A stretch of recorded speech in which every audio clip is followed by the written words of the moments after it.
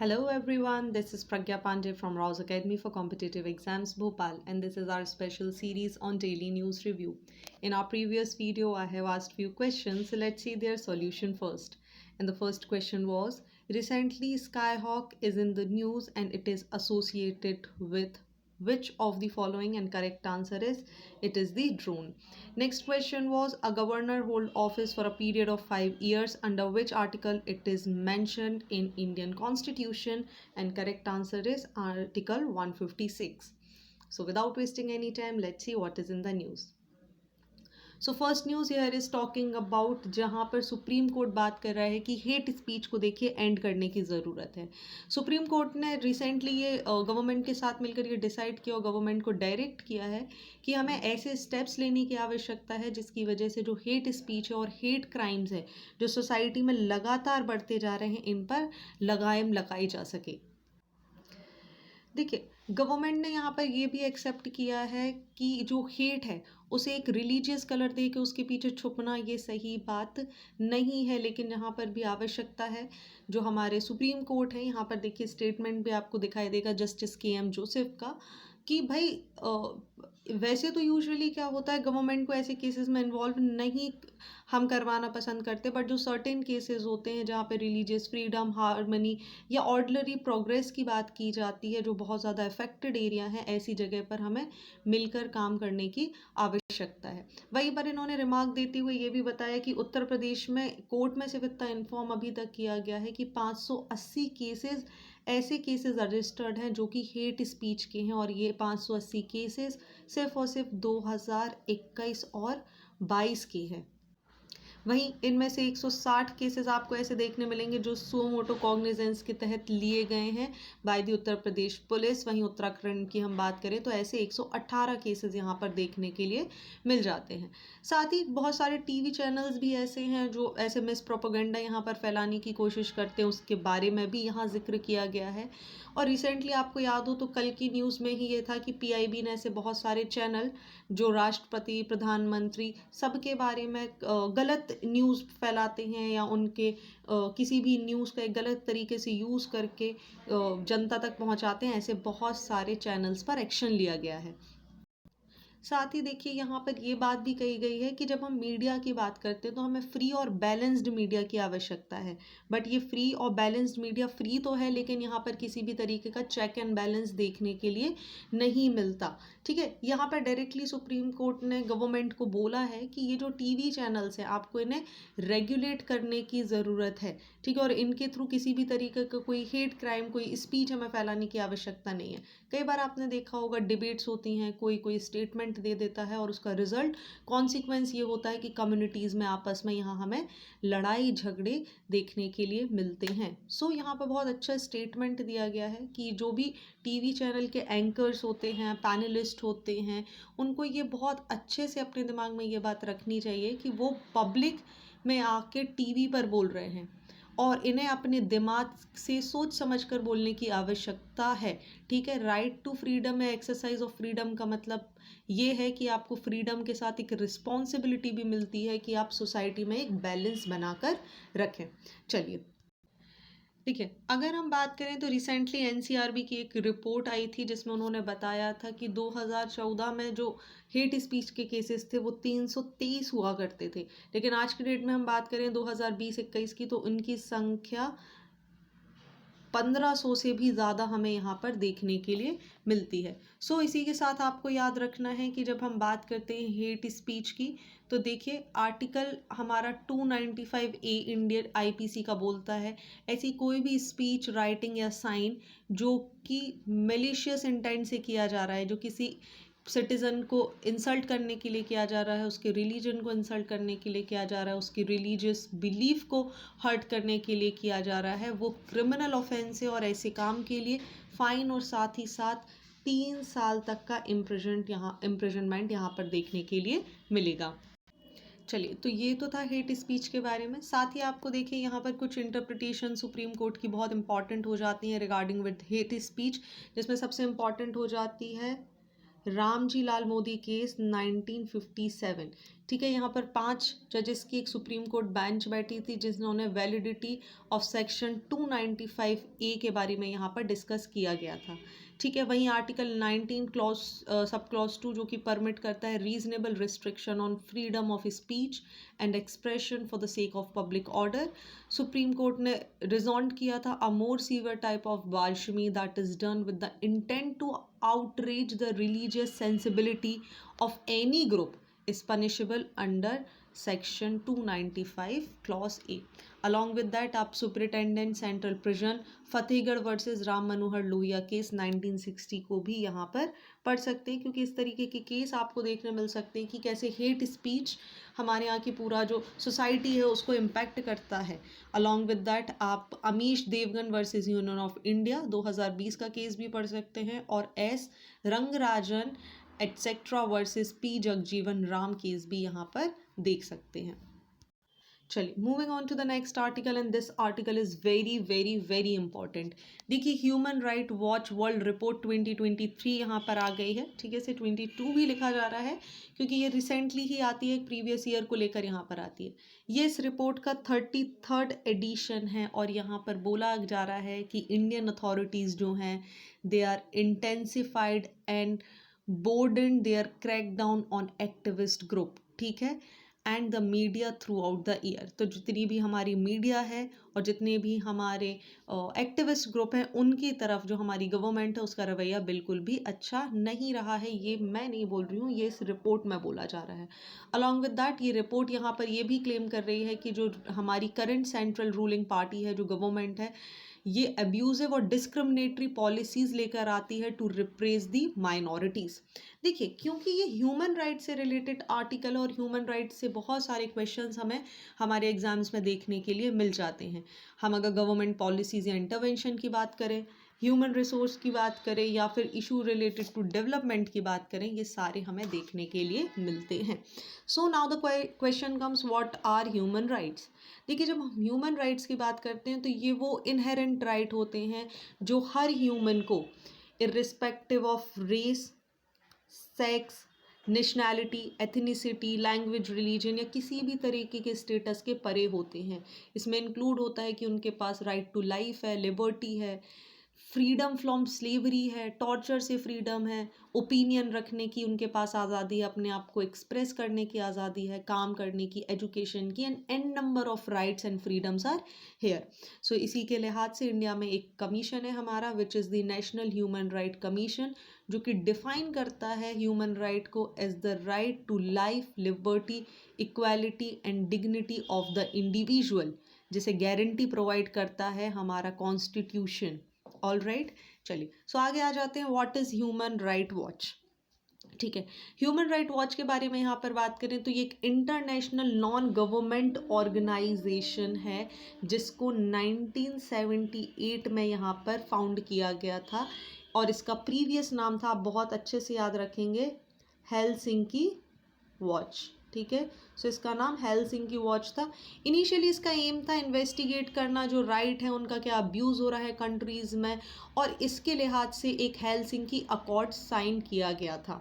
अगर हम बात करें तो आज की डेट में लगभग 100 से भी ज़्यादा कंट्रीज़ इसका पार्ट हैं और इसका हेडक्वार्टर सिचुएटेड है न्यूयॉर्क में। सो हेलेंस्की अकॉर्ड यहाँ पर आ जाता है। हेलेंस्की अकॉर्ड 1975 का संबंध देखिए ह्यूमन राइट वॉच से ही रिलेटेड है।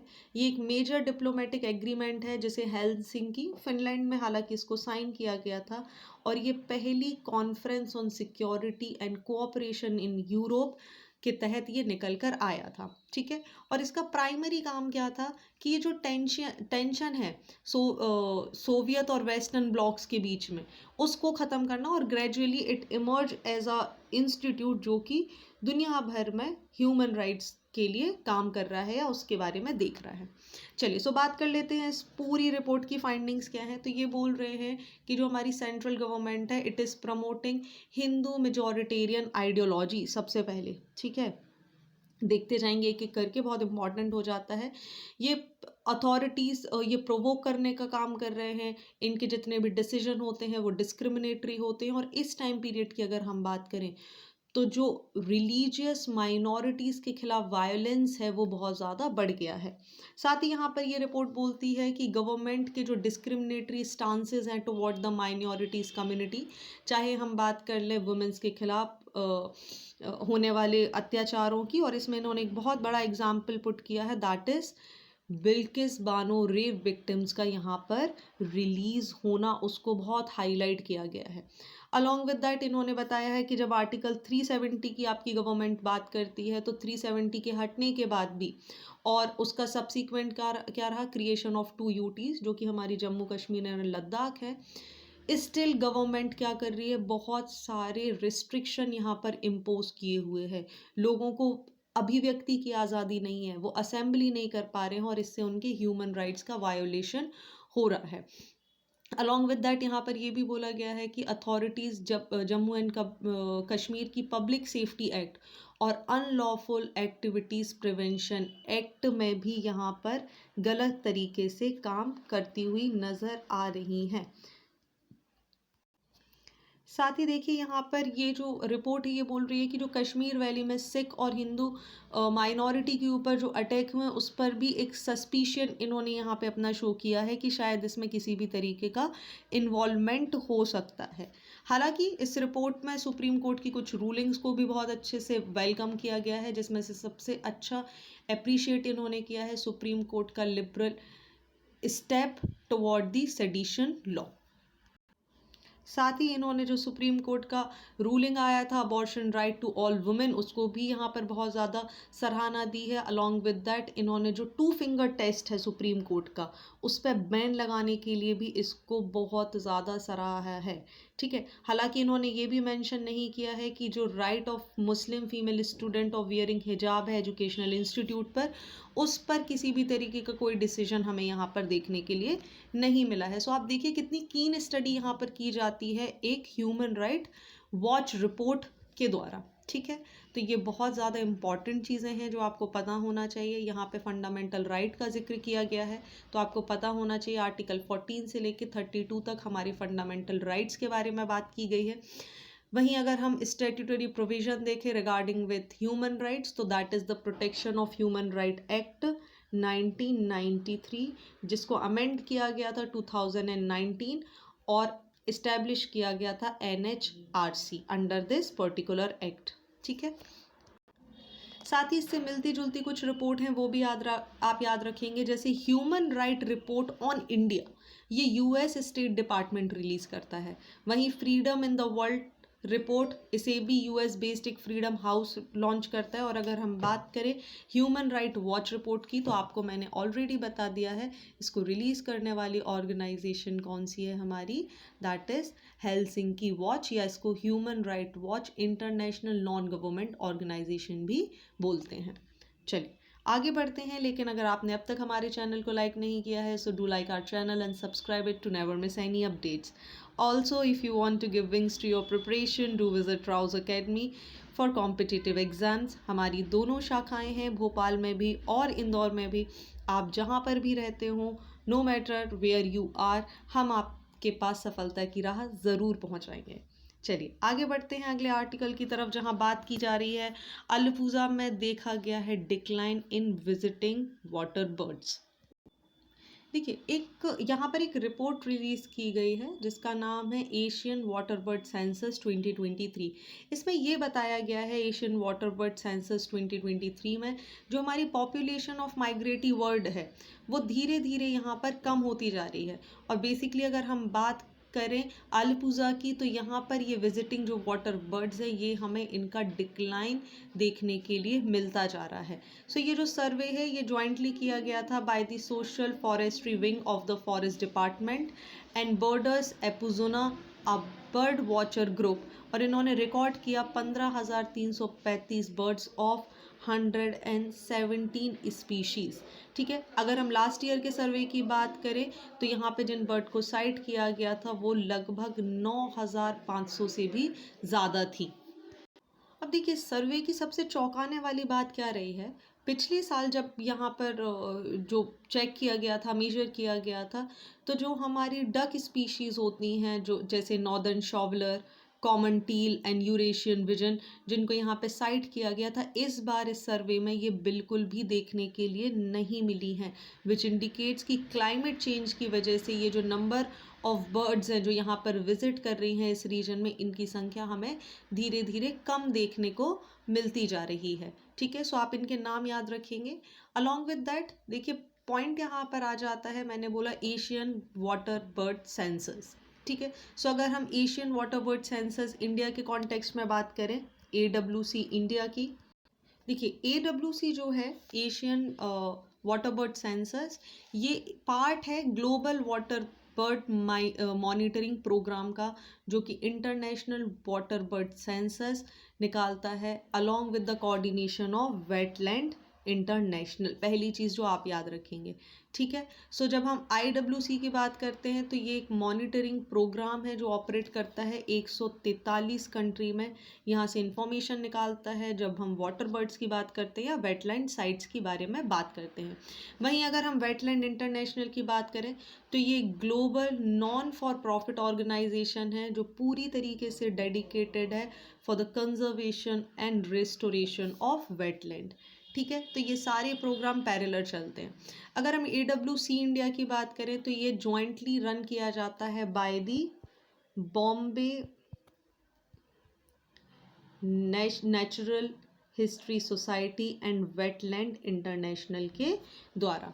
ठीक है, सो यहाँ पर क्या किया जाता है, इंडिया में जितनी रामसर साइट्स हैं, यहाँ पर आने वाले जो वेटलैंड ग्रुप्स हैं या यहाँ पर आने वाली जो माइग्रेटरी बर्ड्स हैं, उनको यहाँ पर काउंट किया जाता है, कैलकुलेट किया जाता है, जिससे ये पता चलता है कि भाई आपके यहाँ जो संख्या है, क्या वेटलैंड की संख्या कहीं से घट तो नहीं रही है, हेल्थ ऑफ वेटलैंड क्या है, नंबर ऑफ वाटर बर्ड्स क्या है, ये इंडिकेट करता है feeding, resting, रूस्टिंग and forming of the spots. साथ ही यहाँ पर ये बर्ड्स के लिए बायोडाइवर्सिटी एरियाज बहुत ज़्यादा इंपॉर्टेंट हो जाते हैं, तो उसके बारे में भी ये रिपोर्ट हमें जानकारी देती है। चलिए अगले आर्टिकल को देख लेते हैं, जहाँ पर प्राइम मिनिस्टर श्री नरेंद्र मोदी जी ने फ्लैग ऑफ कर दिया है वर्ल्ड की longest river cruise from Varanasi to Dibrugarh. देखिए जब हम इस क्रूज की बात कर रहे हैं तो ये कवर करने वाली है 3200 किलोमीटर का डिस्टेंस, लगभग 27 नदियाँ और 5 स्टेट को ये कवर करेगी ऑफ इंडिया एंड बांग्लादेश। और इस लॉन्गेस्ट रिवर क्रूज का नाम है MV गंगा विलास क्रूज, ये आप याद रखेंगे। ठीक है, सो ये कंट्री की और वर्ल्ड की सबसे पहली और सबसे बड़ी लॉन्गेस्ट रिवर क्रूज यहाँ पर बन चुकी है, क्योंकि ये क्रूज क्या करेगी, जब ये ट्रैवल करना शुरू करेगी तो ये 50 टूरिस्ट डेस्टिनेशन को कवर करेगी, इंक्लूडिंग जितनी भी वर्ल्ड हेरिटेज साइट है हमारी, जितने भी नेशनल पार्क हैं, रिवर घाट्स हैं, मेजर सिटीज़ जो हैं हमारी, जैसे पटना साहिबगंज झारखंड में, Kolkata West Bengal, Dhaka Bangladesh, Guwahati Assam and so many more. साथ ही देखिए अगर हम बात करें तो ये जो हमारी MV गंगा विलास है, ये first indigenously made cruise vessel है इंडिया में। ठीक है, इसके 3 डेक हैं, 18 सूट्स इस पर हैं। ठीक है, with the capacity of 36 tourist. ठीक है, with all the modern amenities are here. बाकी मैंने आपको बताया है ये डिब्रूगढ़ से बांग्लादेश तक होती हुई जाएगी। देखिए जब हम इसकी बात करते हैं तो देखिए MV गंगा विलास क्रूज़ जो है ये अपनी सक्सेस शेयर करेगी, और इसमें सबसे बड़ा योगदान देने वाले हैं हमारे वाटरवेज़, है ना। अगर हम वाटरवेज़ की बात करें इंडिया में तो देखिए आपके सामने एक मैप है जहाँ पर आपको बहुत सारे वाटरवेज़ दिखाई दे रहे हैं और इनसे क्वेश्चन भी डायरेक्टली आ जाते हैं। जैसे पहला क्वेश्चन आ जाता है नेशनल वाटरवे 1 से। तो अगर हम नेशनल वाटरवे 1 को देखें तो ये देखिए गंगा और गंगा, भागीरथी और हुगली रिवर सिस्टम पर ये बना है। इसका जो रूट है वो प्रयागराज से लेकर हल्दिया तक है, और इसकी लोकेशन अगर हम बात करें तो उत्तर प्रदेश, झारखंड, बिहार और वेस्ट बंगाल में हमें देखने के लिए मिलती है। ऐसे ही हम नेशनल वाटरवे 2 की बात करें तो ये ब्रह्मपुत्र रिवर सिस्टम पर बना है, और ये फैला कहाँ से कहाँ तक है, देखिए डुबरी से लेके सादिया तक ये आपको देखने के लिए मिलता है। वहीं अगर हम नेशनल वाटरवे 3 की यहाँ पर बात करें तो ये हमें देखिए वेस्टर्न कोस्ट में आपको देखने के लिए मिल जाता है, कोल्लम से लेके कोट्टापुरम तक ये देखने के लिए मिल जाएगा। वहीं नेशनल वाटरवे 4 की बात करें तो ये गोदावरी, कृष्णा और इसकी जितनी भी सहायक कैनाल्स हैं उनके ऊपर ये बना हुआ है। ठीक है, ये हमें देखने मिल जाएगा काकीनाडा से पुडुचेरी तक। ऐसे ही नेशनल वाटरवे 5 की बात करें तो ये हमें ब्राह्मणी डेल्टा कैनाल्स पर देखने मिल जाता है और इसका एक्सपांशन भी आप देख सकते हैं। सो इनसे बहुत डायरेक्टली क्वेश्चन हमारे एग्जाम्स में आ जाते हैं। नेशनल वाटरवे 1 से तो कई सारे क्वेश्चंस यहाँ पर देखने के लिए मिल चुके हैं। तो आप ये मैप इसका आप स्क्रीनशॉट ले सकते हैं और आप इसको याद भी कर सकते हैं। चलिए आगे बढ़ते हैं। And it's time for current oriented one liners and first news is so Vidisha is the first ever district in India to deploy innovative 5G use cases offered by startup on the ground. Next Digital India Startup Hub through the Software Technology Park of will be set up India's first center of excellence in online gaming at Shillong. Next, Neelakurunjini has been added to the list of protected plants under the Schedule 3 of the Wildlife Protection Act 1972 by the Ministry of Environment, Forestry and Climate Change. Next is Sultan Ahmed Al Javed will serve as the president of COP28. And last in cool today's Indian origin Manpreet Monica Singh became the first female Sikh judge in US. So it's a quiz time and first question is which nation did Manpreet Monica Singh became the first female Sikh judge? Next is Reserve Bank of India lends money through repo operation by keeping government securities as collateral too. First option is commercial banks, second is non-banking financial companies and third is payment banks. आपको correct answer हमें comment section में बताना है and stay tuned with us to know the correct answer. सो आज के लिए बस इतना ही. Join our batches for UPSC MPPSC civil services examination. We have entirely dedicated faculty for both the exams. Thank you for watching this video. Do not forget to hit like button, comment your valuable feedback and also press the subscribe button to never miss any updates. Please follow us on Instagram and Facebook. Links are given below in the description box. Thank you and see you tomorrow.